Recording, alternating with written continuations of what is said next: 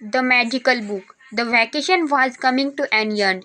The school would reopen in a week. Harish was watching TV when he heard his mother shout from the other room. Harish, are you ready? The counter closes at 12 o'clock. We have to hurry.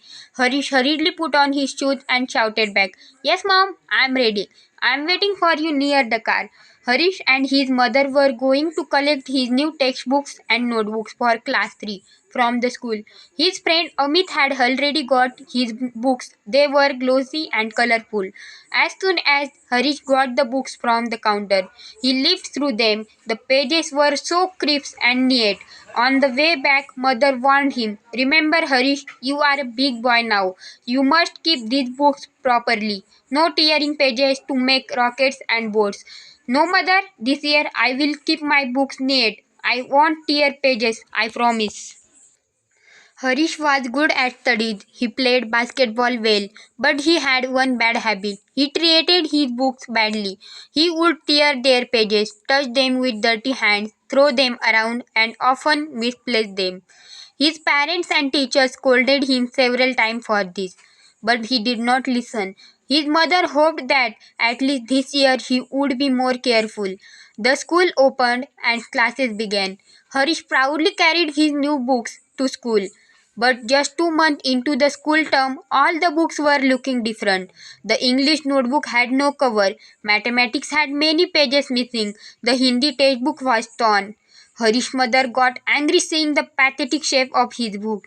She decided to teach him a lesson. She went to see Harish's English teacher, Mrs. Jaya, and they thought of a plan. On Monday morning, Harish was getting ready for school. Mother, did you see my English notebook? I have test today. No, Harish, I am sure it is somewhere there. Have you checked inside your bag and the shelf? Oh, mom, I can't find it anywhere. Mrs. Jaya is going to scold me today. Well, it's time to leave. Your bus is here already. I'm also getting late for office, said mother, smiling to herself. She knew Mrs. Jaya will take care of the rest. Later in the class, Mrs. Jaya asked the pupils to take out their English notebooks. She handed out the question paper and ordered them to answer the questions, while the other children were busy preparing to write. Harish sat staring ahead with tears in his eyes. Harish, where is your notebook? Why aren't you writing the answers?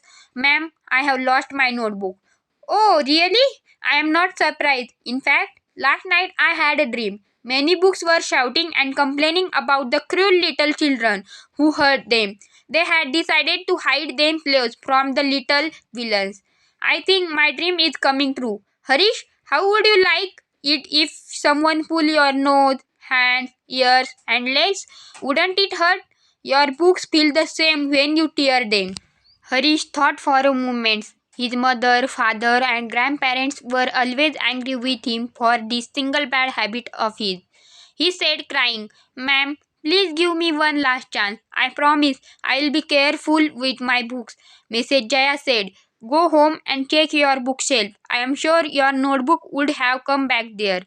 Take today's test in your rough notebook. Remember, don't ever tear pages from your books or keep them dirty. Harish had learned his lesson. Harish was surprised when he reached home. The English notebook was right there on the shelf. How did he miss it in the morning? Had Mrs. Jaya's dream come true?